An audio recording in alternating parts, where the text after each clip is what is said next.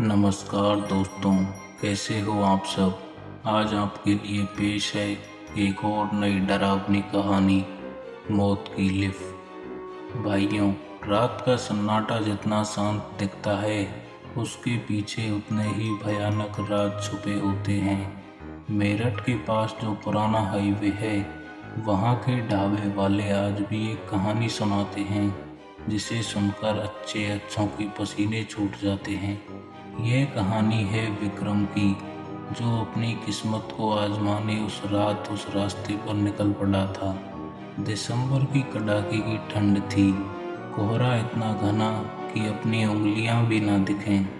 विक्रम अपनी कार में अकेला जयपुर से लौट रहा था।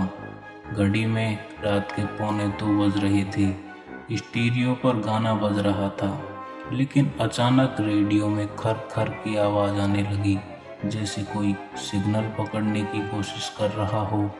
तभी सड़क के किनारे एक आकृति दिखी, सफ़ेद लिबास में एक औरत। विक्रम ने सोचा, इतनी रात को यहाँ कोई हादसा तो नहीं हुआ। उसने गाड़ी रोकी।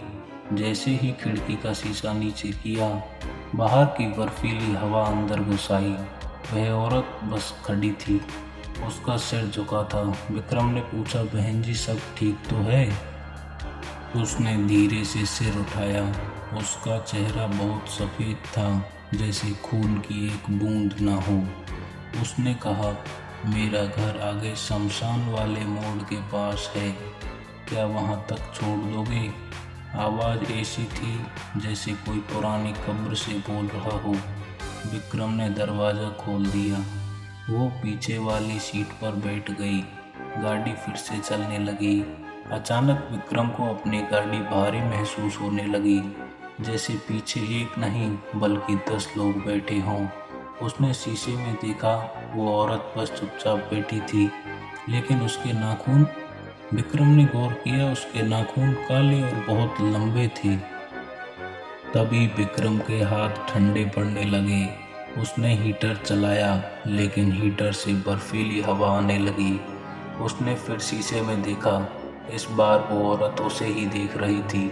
उसकी आंखें पूरी तरह सफ़ेद थी, कोई पुतली नहीं थी, और उसके चेहरे पर एक ऐसी मुस्कान थी जो विक्रम के कान तक जा रही थी।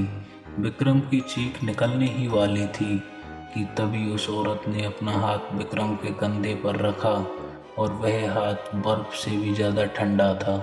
उसने फुसफुसाकर कहा, विक्रम, मेरा मोड़ आ गया है, पर तुम अब कभी घर नहीं जाओगे। विक्रम ने पूरी ताकत से ब्रेक मारा। गाड़ी जोर से घिसटती हुई रुकी। जब उसने पीछे मुड़कर देखा, वहाँ कोई नहीं था, सिर्फ सीट पर एक पुराना गला हुआ गुलाब का फूल पड़ा था।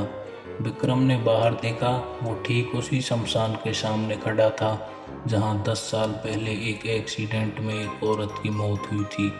भाइयों, विक्रम आज भी उस सदमे से बाहर नहीं आ पाया है। अगर आप भी उस हाईवे से गुजरें तो याद रखना, पीछे वाली सीट पर कोई बैठा हो सकता है। कमेंट में राम राम लिखें और सब्सक्राइब करना न भूलें।